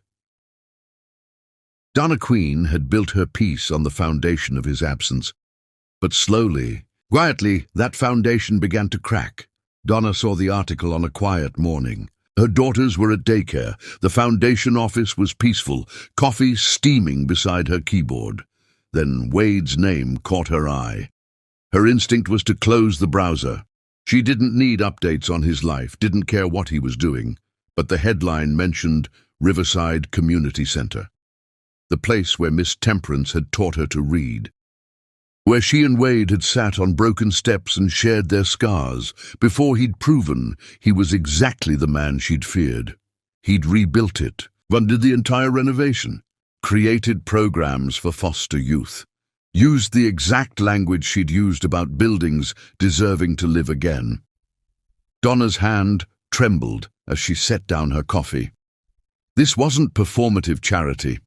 This looked like actual change. She shouldn't care. She'd built a beautiful life with her daughters, found peace in work that mattered. Wade's transformation, if it was even real, shouldn't affect her. But it did. Over the following weeks, more articles appeared. Mentorship programs, scholarships, community support. Wade's name attached to quiet, steady work that actually helped. The kind of work she did, the kind she'd begged him to care about before he'd destroyed their marriage. "Have you seen this?" Emmett asked one Sunday, phone in hand. The twins were napping while Donna cooked. "Seen what?" "Wade Bemmels. He's all over the community development news. Foster programs, youth centers. It's like he's actually changed." "I don't want to hear about him," Donna said, more sharply than intended. "Right, sorry." Emmett set his phone down. "Just thought you should know." But Donna did want to know. Couldn't stop reading the articles, watching his transformation from a distance, wondering if it was real or just another mask. The rage that had protected her was fading, not because Wade deserved forgiveness, but because holding on to it felt like carrying stones she no longer needed. Temperance noticed during one of their regular coffee meetings, "You've been distant lately. Something bothering you?" "Wade's been in the news. Doing the work I always wanted him to do." "I know. I've been watching too." Temperance settled back in her chair. "I spoke to him recently. Told him about your award ceremony." Donna's head snapped up. "You what?" "I told him you were being honored, that his initiative was a donor, gave him the choice to attend or not." "Why would you do that?" "Because you've spent 2 years building walls around your pain, baby. And those walls are starting to feel less like protection and more like prison." Temperance reached across the table. "I'm not saying forgive him. I'm saying maybe it's time to decide if you're healed enough to be in the same room without it destroying you." "I don't know if I am." "Then the ceremony will tell you. Either way, he's done the work. Whether you witness it or not doesn't change that." The invitation to the hospital fundraiser arrived with Donna's name as an honoree. She stared at the list of donors, seeing Wade's initiative listed. She almost declined, but she'd worked too hard for this recognition. Her foundation had helped so many children. She refused to let his presence steal her celebration. The night before the event, lying awake while her daughters slept down the hall, Donna admitted the truth. She was terrified. Not of seeing Wade, but of what she might feel when she did. The rage had protected her, but it was gone now, leaving something more complicated: curiosity, exhaustion, the recognition that hating someone required as much energy as loving them, and she was tired of spending either on a man who'd chosen fear over their family. She thought about the twins. They asked about their father sometimes. "Where's our daddy?" Zuri had asked recently. "He's not in our lives, baby." "But you are so loved." "Why not?" "Because sometimes grown-ups make mistakes, big ones, and we have to live with those choices. Does he know about us?" Donna had paused. "He knows now. But he didn't when you were born." "Oh." Zuri had processed this. "That's sad." "It is," Donna agreed. "But we have each other. And Uncle Emmett. And Aunt Temperance. And so many people who love you." "Okay," Zuri had said, satisfied. "For now. But someday they'd have harder questions. Someday Donna would have to explain why their father wasn't there, why she'd kept them from him, whether he'd wanted them, and she didn't have good answers yet. Lying in bed, Donna wondered, what did she owe her daughters? The truth? Protection? the chance to know their father if he'd actually changed. She didn't know, but when the twins climbed into bed the next morning, asking if Mommy was okay because she looked worried, Donna hugged them tight and made her decision. She would go to the fundraiser, accept her award, celebrate her work, and if Wade was there, if he approached her, she'd face that when it came. Not with rage, not with forgiveness, but with the truth that had always been her foundation. She deserved peace, and she would not sacrifice it for someone else's redemption, even if part of her wondered whether redemption was actually possible. Chapter 9. The Storm. The storm hit the city the night of the gala, wind rattling windows, rain turning streets to rivers, but inside the hotel ballroom, two people stood in their own quiet tempest. Donna almost didn't go, stood in front of her mirror in the deep blue dress she'd bought for tonight, staring at her reflection and questioning every decision that had led her here. The dress fit perfectly, elegant without trying too hard, the color reminding her of the ocean at dusk. But she barely saw it. All she could see was the possibility of Wade being there, the man who'd destroyed her, the father of her children, the stranger she'd once loved more than breathing. "Mommy, you look like a princess," Zuri squealed from the doorway, breaking through Donna's spiraling thoughts.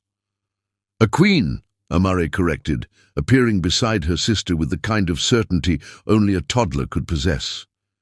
"Like your name." Donna smiled despite her nerves, turning to embrace her daughters. They smelled like the lavender soap from their bath, their hair freshly braided, their pajamas covered in stars. Everything good in her life was in this moment. These two beautiful girls who'd saved her when she didn't know she needed saving. "You two are my princesses. Be good for Uncle Emmett tonight, okay?" "We will," they promised in perfect unison, already distracted by the promise of movies and popcorn with their favorite uncle. Emmett appeared behind them, his tall frame filling the doorway, studying his sister with the concern that had been constant since Wade destroyed her. "You sure about this?" "No, but I earned this award. I built something real, something that matters. I'm not letting ghosts steal my moment, and if he's there, then I'll handle it." She straightened her shoulders, lifted her chin the way Dulcie had taught her when facing things that scared you. "I've survived worse than Wade Bemmels." Emmett walked over and pulled her into a hug. "You're the strongest person I know. You've got this. I hope you're right."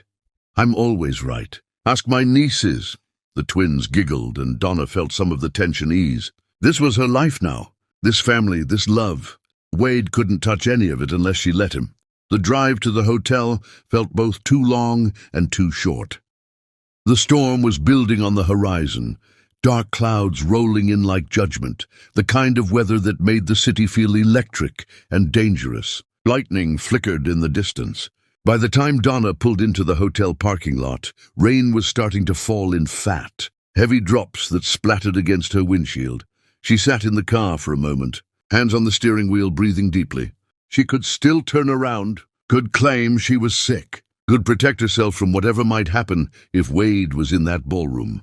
But she'd spent 2 years protecting herself, 2 years building walls and keeping herself safe. Maybe it was time to prove she could be in the same room with him and survive. The ballroom was elegant in that expensive, impersonal way, crystal chandeliers catching the light, white tablecloths crisp and perfect. The wealthy and philanthropic gathered to celebrate their own generosity while rain began to drum against the tall windows. Donna moved through the crowd, accepting congratulations from people who knew her work, posing for photos with other honorees, trying to enjoy the recognition she'd worked so hard for. People wanted to hear about the Temperance Foundation, about the kids they'd helped transition out of foster care, about her vision for expansion. She answered their questions, smiled for their cameras, played the part of the honored community leader. But part of her was always scanning the room, looking for him, dreading and anticipating his presence in equal measure. Then she felt him. It wasn't rational, wasn't something she could explain, but suddenly she knew Wade was in the room. The way you know when someone's watching you. The way you sense a storm before the first drop of rain falls. Donna turned. Slowly, and there he was. Wade Bemmels stood near the back of the ballroom. Not at the spotlight tables where donors usually preened, but in the shadows, where he could observe without being observed. He looked different, thinner, like he'd forgotten to eat. Older, with lines around his eyes that spoke of sleepless nights and tears shed in private. He wore his expensive suit like it was just clothing instead of armor, like he'd forgotten it was supposed to impress people. Their eyes met across the ballroom, through the crowd of people who didn't know they were witnessing a moment that would change everything or nothing at all. And the world narrowed to just that connection. Every unspoken word hung between them. Every regret, every ghost, every possibility of what they'd been, and what they'd lost, and what they might never become. Donna's breath caught in her throat. She'd prepared herself for this moment, rehearsed what she'd say, how she'd react. She'd imagined feeling rage or pain, or the old wound reopening. But what she actually felt was more complicated than any of that. She felt tired. Tired of carrying the weight of their history. Tired of the rage that had protected her. Tired of hating someone who'd clearly learned to hate himself far more than she ever could. Wade didn't approach, didn't move, just stood there with an expression that looked like a man who'd learned to hold loss without letting it destroy him, who'd made peace with being nobody in her life, who'd come only to witness her success from a distance. Donna turned back to her conversation, heart hammering against her ribs, hands trembling slightly as she lifted her champagne glass to her lips. He was here. Wade was here. And she didn't know if that changed everything or nothing at all. The speeches happened in a blur. Donors were thanked with practiced sincerity. Causes were celebrated with carefully crafted talking points. Then Donna's name was called, and she walked to the stage on legs that felt stronger than they had any right to, feeling Wade's eyes on her the entire time. The spotlight was warm on her face. The crowd was attentive, respectful, and when she opened her mouth to speak, the words came from somewhere deeper than preparation. She spoke about Miss Temperance, the woman who taught her that one person showing up could change a child's entire trajectory. She spoke about her grandmother Dulcie, who'd raised 2 children that weren't hers because love was a choice, not an obligation. She spoke about believing in children that society had written off, about the kids they'd helped find homes and finish school and discover their worth.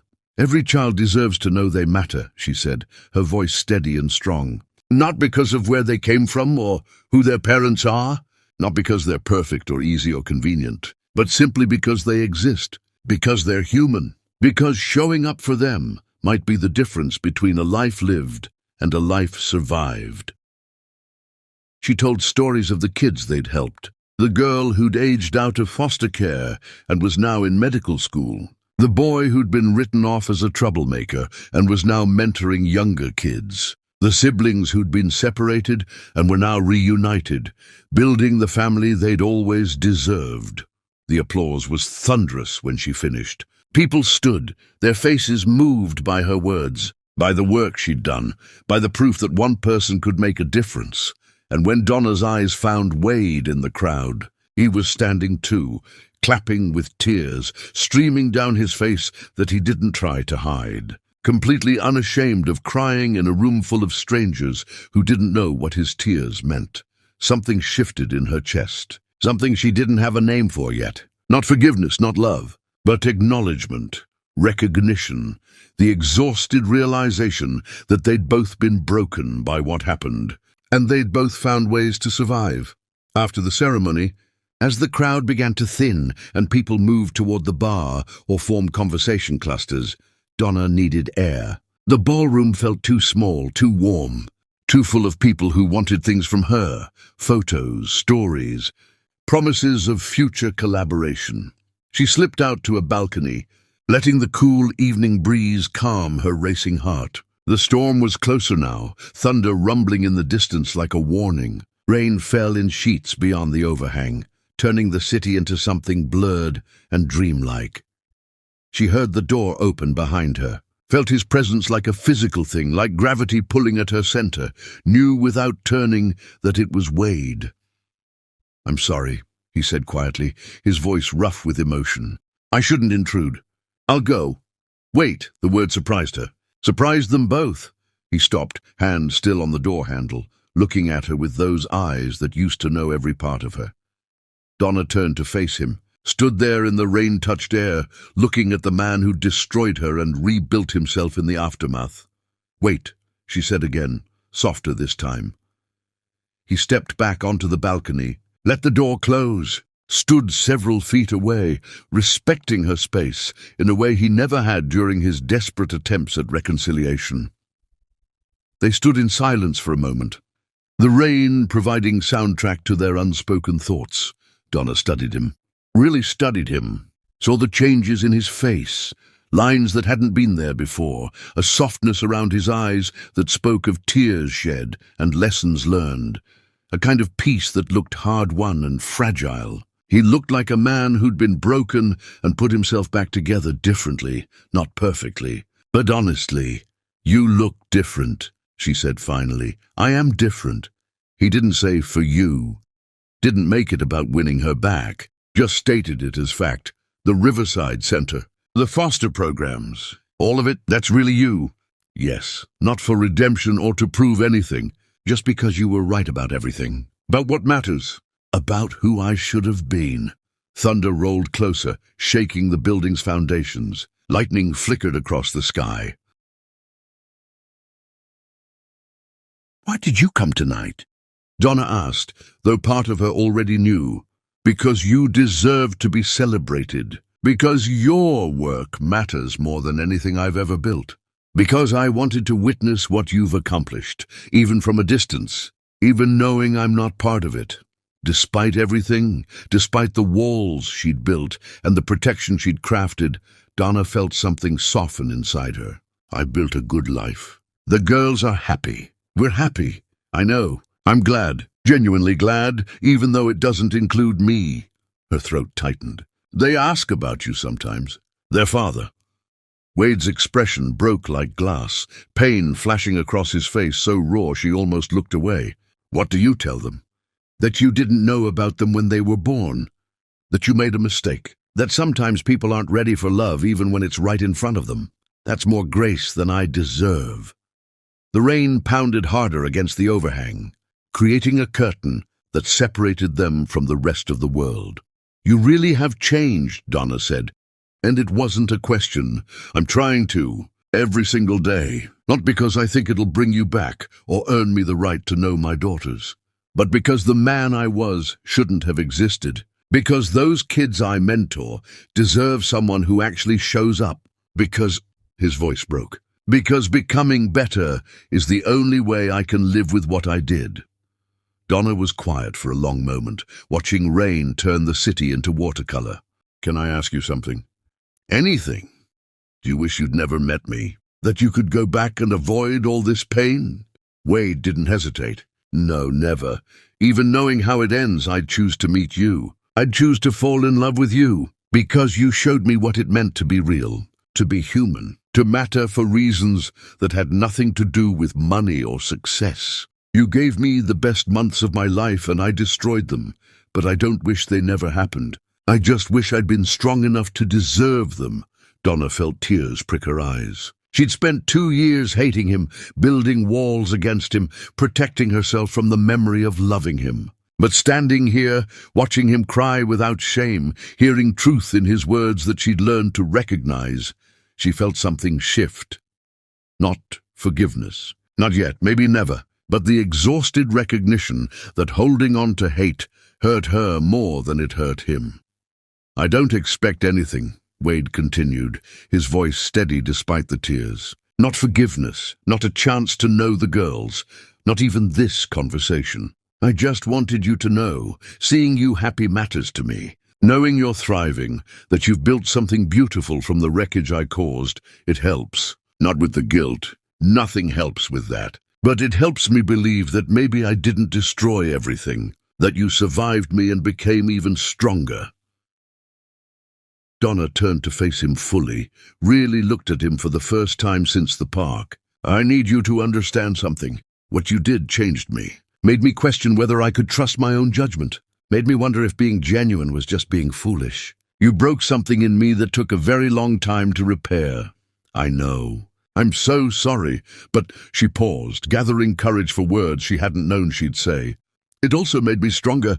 I rebuilt myself without you. Found my worth without needing validation. Created a life so full that your absence became just a fact, not a wound. And maybe," her voice caught, "maybe someday we can talk. Really talk. Not now, not soon, but someday. About what's real now, not what was." Wade's tears fell freely, and he made no move to hide them. "Whenever you're ready, if ever, I'll be here. Not waiting, just living, doing the work, being better. And if you decide the girls should know me someday, when they're ready, and if you think I've proven myself worthy of that chance, I'll decide that," Donna said firmly. "When and if it happens. Can you accept that?" "Yes, completely. They're your daughters. You've protected them and raised them and given them everything they need. I trust your judgment, even though I gave you every reason not to trust mine." The silence that followed wasn't forgiveness. It was acknowledgement, the raw recognition that they'd both been broken by what happened. The damage couldn't be undone, but people could choose to stop letting it define them. "You were right about everything," Wade said, his voice barely above a whisper. "About me being too scared, too broken, too committed to my walls. I destroyed our family because I couldn't trust in love. I looked at my pregnant wife and chose suspicion over faith. I orphaned my daughters before they were even born. There aren't words for how sorry I am. And I was wrong too," Donna admitted, the confession costing her. "I didn't think you could change. Didn't think anyone who'd hurt me that deeply could become someone different. But you did. Even if I'm not ready to let that matter yet, I can see it. The work you're doing. The person you're becoming." The storm was easing now, rain softening from deluge to steady rhythm, the worst of it passing like all storms eventually do. "I should go," Wade said, though he didn't move. "Let you get back to your celebration." "Yeah." Donna walked toward the door, then stopped. Looked back. "Wade?" "Yes?" "Me. Keep doing the work. For those kids who need someone to show them they matter. For yourself. For the father you might get to be someday if the girls decide they're ready, and if I decide you've proven this change is permanent. I will. I promise. Not to win you back, just because it's right. And take care of yourself. Actually, take care. You look like you've been carrying too much for too long." Something in his expression softened, surprised by her concern. "You too, Donna. You deserve all the recognition they gave you tonight and more." She walked back into the ballroom, leaving Wade alone on the balcony as the storm raged and the city disappeared behind sheets of rain. Inside, she accepted more congratulations, smiled for more photos, celebrated everything she'd built, but part of her stayed on that balcony, in that moment of raw recognition, wondering if someday might actually come, and whether she'd be ready if it did. Chapter 10. The Reckoning. It wasn't a love story, it was the first breath of something real between two people who'd burned and survived. The storm passed, leaving the city washed clean. Inside, the gala wound down, guests heading toward exits. Donna stood near the coat check, award in hand. She'd done it. Faced Wade without falling apart. "Ms. Queen, your car is delayed because of flooding." "I'll wait." The lobby was quieter. Donna found a chair by the window, watching rain-slicked streets. "They say it'll clear soon," Wade's voice. She looked up. He stood at a respectful distance. "Seems like the kind of storm that does what it wants," Donna replied. "Can I sit?" She nodded. He sat 2 chairs away. They sat in silence until Wade spoke. "You were right about everything. And you were wrong about me. I didn't think you could actually change. I had to. Staying who I was would have killed me." Thunder rumbled, distant now. "The twins ask about you sometimes," Donna said. "I tell them the truth, that you didn't know about them, that you made mistakes. That I did too. You didn't, I did. I could have fought harder, could have made you listen. But I was scared too. Silence stretched between them. I need you to understand, Donna said. What you did changed me, made me question everything, but it also made me stronger. I know. So if we talk again, if the girls ever meet you, it won't be about fixing what broke. It would be about what's real now. Wade nodded. I don't deserve that. But if you decide they're ready, I'll be here. The silence wasn't forgiveness. It was acknowledgement. The raw recognition that damage can't be undone, but people can choose to stop letting it define them. Maybe someday, Donna said quietly, when enough time has passed. When I can trust this version of you is real and permanent. That's more than I hoped for. It's not a promise, just possibility. Then possibility is everything. Outside, the rain eased. Donna's phone buzzed. Her car arriving, she stood. Wade stood too. Congratulations again, he said, on everything you've built. You're an incredible mother, an incredible person. Thank you. She walked toward the door, stopped. Wade, yes? Take care of yourself. Actually, take care. You too, Donna. She walked into the rain, letting it wash over her as she climbed into the car. Through the window, she saw Wade still standing there, holding loss without letting it destroy him. As the car pulled away, Donna felt the rage completely gone. In its place was exhausted recognition that holding hate hurt her more than him. Maybe someday they'd talk, build something new, or maybe they wouldn't. Either way, Donna Queen was whole. Her daughters were loved. Her work mattered. And Wade Bemmels was no longer the villain, just a person who'd hurt her, learned from it, and was trying to be better. It wasn't a love story, not redemption, not a happy ending wrapped in a bow. Just real. Tough, raw, uncertain, but real. And as Donna watched the storm-washed city pass, she realized real was exactly what she needed. Not perfect, not resolved, just honest. And in a world that tried to break her, honest was the greatest victory of all. End.